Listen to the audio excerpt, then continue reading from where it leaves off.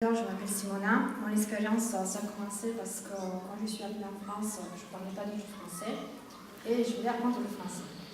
Il n'y avait rien pour moi et heureusement quand j'ai eu mon fils à l'école, il avait un sac par an et c'est là que j'ai commencé à parler français et à l'écrire sous plein de projets.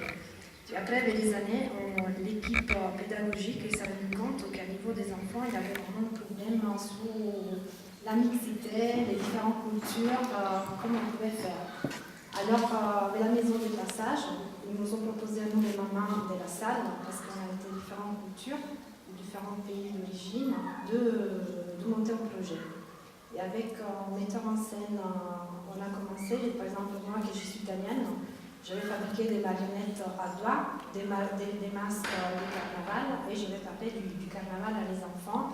Et je vais préparer une recette typique italienne, c'était des brugnes, comme ça les enfants ils pouvaient goûter et j'avais pris des photos pour bien montrer c'était quoi le carnaval en Italie, le carnaval de Venise et tout ça.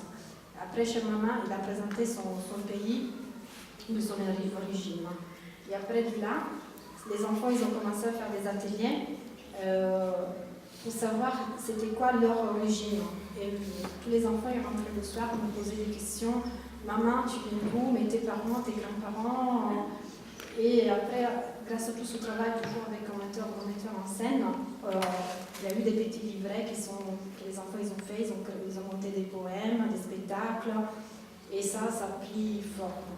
Après, pour les mamans, pareil, on a participé sur d'autres projets. C'était quoi le vivre ensemble? Et comment on pouvait vivre ensemble sur plein de thématiques. Et on a fait une exposition à la mairie du Lyon-Chrétienne. Et c'était bien aussi. Là aussi, on a fait un petit livre avec tout ce qu'on avait dit dans notre rencontre. Au temps d'aujourd'hui, la question qu'on se pose, que jusqu'à que les enfants sont à l'école primaire, on a celui-là, qui est un lieu très vivant et très important pour nous dans le quartier. Et quand les enfants ils arrêtent d'être en primaire, ils passent au collège, pour les mamans, il n'y a plus rien. Et là, on se retrouve perdu au Luxembourg. Et là, entre les mamans, on est en train de se dire qu'il faut peut-être monter un local pour nous, les femmes, qu'on puisse se retrouver, qu'on peut discuter, et pas tout le temps à l'intérieur de l'école, mais aussi à l'extérieur de l'école. Et pourquoi pas monter des projets pour faire vivre encore le quartier, parce que le quartier, c'est vivant, mais il faut toujours avoir des associations derrière, comme le centre social, comme la maison des passages, il faut toujours une association, mais nous, en tant habitants, si on voudrait se retrouver, on arrive.